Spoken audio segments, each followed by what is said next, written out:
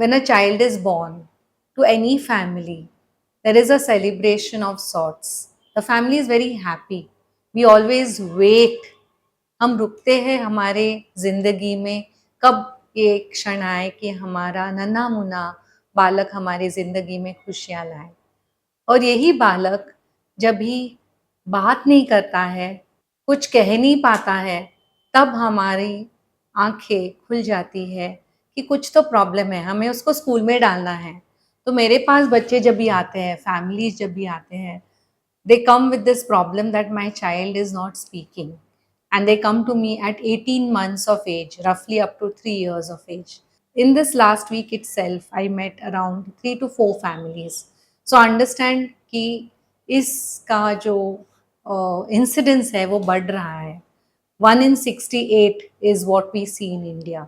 The prevalence of autism is 1 to 68 और world में 1 to 100.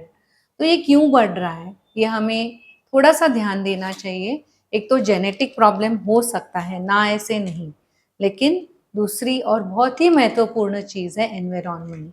हम हमारे अवेयरनेस में थोड़ी सी हम थोड़ा तब्दीली करें.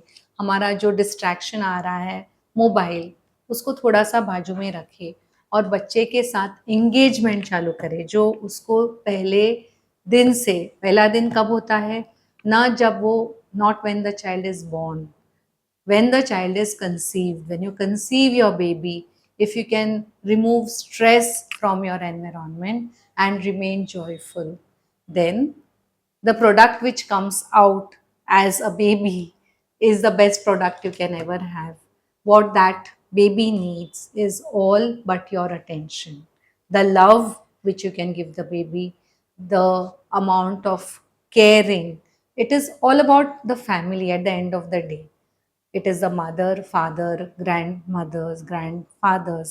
So ये जो यूनिट है हमारे इंडिया में, भारत में, पहले से हम बोलते हैं कि जब भी कॉन्सेप्शन की न्यूज़ आती है तभी हम मदर को भेज देते हैं हमारे उसके मदर के घर पे, उनके इन लॉज के घर पे.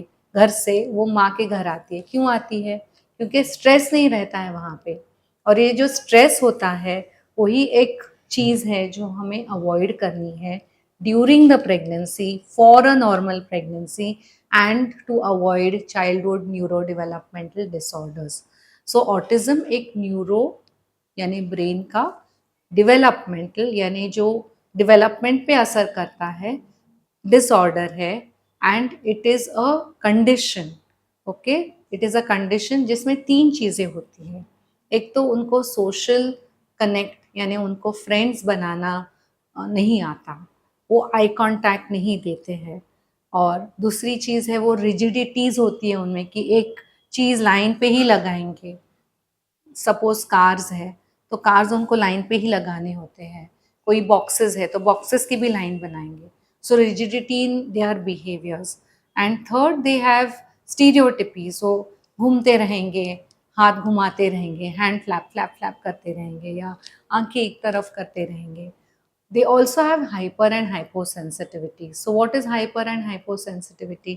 यानी किसी बच्चे को टच पसंद नहीं है, उसको टच करेंगे वो ऐसे करेगा.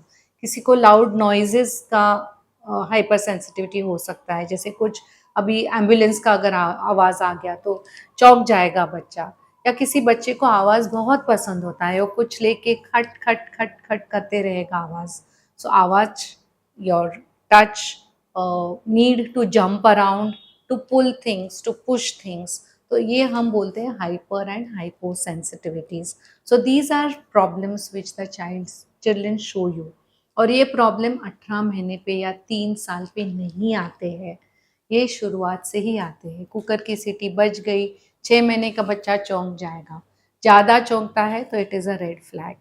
6 महीने पे अगर आप पीकअप करते हो और बच्चा नहीं देखता है आपकी तरफ, आप बोलते हो थोड़े महीने पे, may be at around 8 months, देखो वहाँ पे क्या है, एप्पल दिखता है आपको या ये दिखता है, तो जॉइंट अटेंशन. आप अगर छोटी सी किताब लो और उस पर कुछ बताओ बच्चे को, अगर जॉइंट अटेंशन नहीं दे रहा है, that is a red flag. अगर बच्चा आपके साथ कनेक्ट नहीं कर पा रहा है, most importantly grand parents should understand कि ये बच्चे को बहुत ज़रूरत है कुछ देने की। क्या देने की? न्यूरॉन्स कनेक्ट करने की। न्यूरॉन्स कैसे कनेक्ट करते हैं? जो हम सेंसरी इंटीग्रेशन थेरेपी यहाँ पे देते हैं, उससे ये न्यूरॉन्स कनेक्ट होते हैं। हम उनको सिखाते हैं कैसे कनेक्ट करना है अपने वर्ल्ड से। सो ये जो स्वमग्नता है, मराठी में इसको स्वमग्नता या हिंदी में आत्म केंद्रपण बोलते हैं, यानी खुद में ही रहना। तो इनको उनके दुनिया से निकाल के दूसरे जो एक्सटर्नल वर्ल्ड है उनको हम कनेक्ट करते हैं via therapy. This is our job as a developmental therapist. आपको कोई बच्चा दिखे, आपको अपने फैमिली में कोई बच्चा दिखे जो स्वमग्न है या अपने आप में मग्न है, तो bring them to a developmental therapist, help them early, not when they are going to school.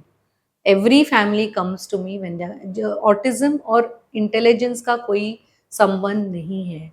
So your child may be highly intelligent but have autism. So autism stops after the childhood? No, it does not stop. Autism continues even until adulthood. So I am treating adolescents. IIT के बच्चे मेरे पास आते हैं, काफ़ी सारे जो adults है वो आ रहे हैं अभी हमारे पास. Why they are coming? Because they are finding it very difficult and uncomfortable. उसका रूपांतर डिप्रेशन एंजाइटी में हो सकता है, साइकोलॉजिकल प्रॉब्लम्स में हो सकता है, लेकिन जो बेस है, I am not into my space where I can connect, I can not make friends, I can not be in the space where there are too many people around me. ये problems बहुत अभी adults लेके आ रहे हैं हमारे पास, and that is big, right? To come to me as an adult is big, to accept that I have autism is big, but it is a celebration because we are just different. हम कितनी तरह के फूल देखते हैं, कितनी तरह के पौधे देखते हैं, नेचर में वेरिएशंस देखते हैं, तो ये वेरिएशन है, इसको हमें एक्सेप्ट करना है. That is what the theme is.